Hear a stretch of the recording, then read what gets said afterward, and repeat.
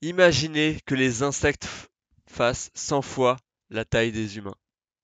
Quoi qu'il en soit, bonjour à tous, c'est Nitobac, j'espère que vous allez bien. On se retrouve aujourd'hui pour parler du film Love and Monsters, disponible sur Netflix, qui est sorti sur Netflix le 16 octobre 2020 aux États-Unis, mais qui vient d'arriver chez nous en France il y a quelques jours, il y a 2 jours là où je fais cette critique. Moi j'ai vu le film hier soir et j'ai adoré. Voilà, je le dis directement, j'ai adoré le film, mesdames et messieurs. Alors oui, il a quelques défauts, mais je m'attendais vraiment pas à ça. Je m'attendais à une bonne bouse. En vrai, je vais pas vous mentir, je m'attendais. Quand j'ai vu le speech, je me suis dit, ok, ça doit pas être fou, mais le film est génial. Le film est génial et je vous le recommande. Voilà, comme c'est ce que vous venez sur ma critique pour ça. Au final, vous venez pour savoir si le film est bien ou pas. Oui, le film est bien. Oui, le film, je vous le conseille bien évidemment. Et je vais vous en parler un petit peu. Donc, le film est sorti du coup le 16 octobre 2020 aux États-Unis, mais il vient d'arriver chez nous en France et il est disponible sur Netflix. Il dure 1h49. C'est à la fois de la science-fiction parce que c'est un monde post-apocalyptique, de l'aventure et de la comédie. Je vous avoue qu'il y a quelques moments drôles dans le film et franchement, c'est pas dérangeant du tout avec cette voix off de Dylan O'Brien, etc. Du coup, bien sûr, en rôle principal, on a Dylan O'Brien qu'on connaît tous pour avoir joué dans la trilogie du Labyrinthe. D'ailleurs, ça me rappelle ce fameux TikTok d'une fille qui avait dit I love you, but you are not Dylan O'Brien. Et ça me fait rire parce que je sais qu'il y a énormément de filles qui trouvent Dylan O'Brien BG et qui adorent cet acteur. Moi, personnellement, c'est vrai que je le trouve BG aussi, mais j'adore cet acteur aussi et je le trouve super cool. Ensuite, on a aussi Jessica Henwick qui joue du coup dans le film la petite amie de Dylan O'Brien et qui est aussi la petite amie dans. Vous l'avez déjà vu sûrement si vous regardez Iron Fist, qui était la série Netflix Iron Fist. Pardon, Iron Fist. Eh bien, c'était la petite amie de Iron Fist et là, c'est la petite amie de Dylan O'Brien qui s'appelle Joel dans le film d'ailleurs. Et du coup, le synopsis, imaginez en gros, c'est un monde post-apocalyptique. On ne sait pas vraiment quand ça se passe, mais un petit peu dans notre époque quoi. Et c'est un jeune homme, donc du coup, qui est joué par Dylan O'Brien, qui s'appelle Joel, qui tente de survivre dans un monde envahi par des monstres où en fait, les insectes sont devenus 10 fois plus grands que les humains. C'est devenu des putains de bêtes. Imaginez les insectes et les amphibiens aussi. Donc on a des crapauds, etc., qui sont devenus vraiment énormes. Et du coup, ça va être cette aventure. Lui, il est dans un bunker. Et sa petite amie est dans un autre bunker. Et 7 ans plus tard, ça fait 7 ans qu'il est dans le bunker, il décide de sortir du bunker et d'aller la retrouver et de faire 150 km, je crois que c'est ça, 150 km ou 130 km, enfin bref, un énorme périple à pied, 7 jours à pied dans un monde qui est envahi par des créatures qui veulent le tuer, bien évidemment. Donc c'est vraiment, voilà, ça c'est le speech de base. Il n'y a pas de spoiler, hein, je vais rien vous spoiler.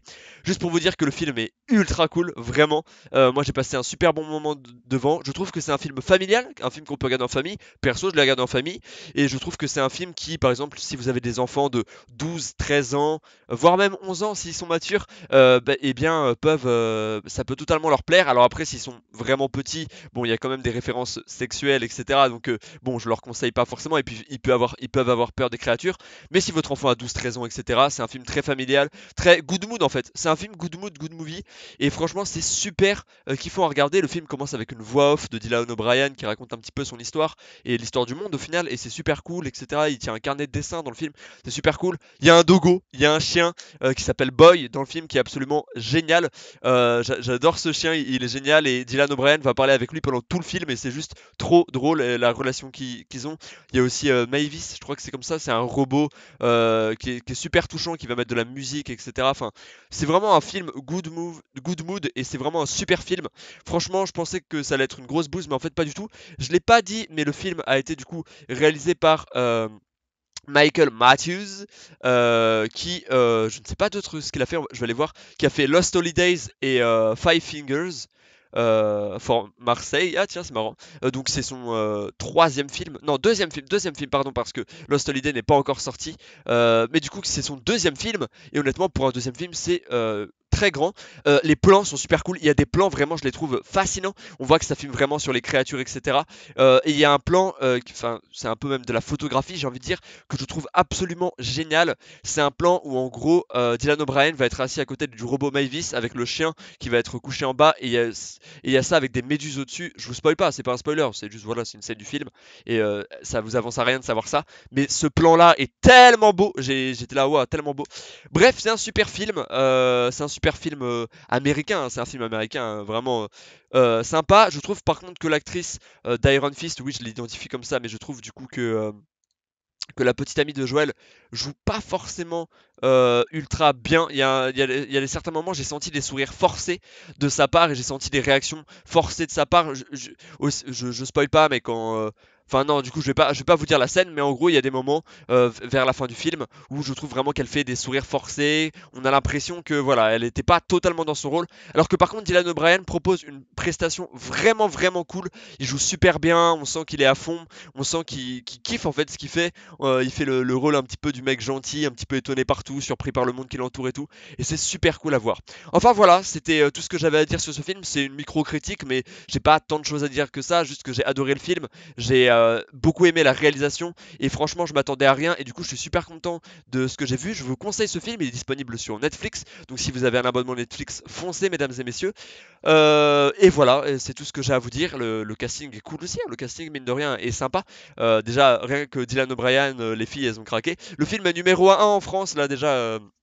En même temps, il est sorti il y a 2 jours, si je ne m'abuse, 2 3 jours, et il est numéro 1 en France sur Netflix, etc. Donc voilà, il y a beaucoup de gens qui le regarderont, et c'est pour ça que je me suis dit que j'allais faire une critique du film aussi. Pour les gens qui hésitent de le regarder, vraiment foncez. Ce film est vraiment good mood. Alors, c'est pas du très très grand cinéma, hein, vous attendez pas un chef-d'œuvre, mais par contre, attendez-vous à quand même un bon film avec un bon budget derrière, avec de très beaux effets spéciaux, de très belles créatures. Au moment où on va avoir un escargot, etc. C'est vraiment magnifique, un escargot mais géant du coup. C'est super cool. En tout cas, mesdames et messieurs, c'était ma critique. Merci d'avoir regardé jusqu'au bout. N'hésitez pas à liker, commenter, à vous abonner. Mais vous connaissez les principes, vous êtes habitués à YouTube. Et sur ce, c'était Nitoback. Watch your back.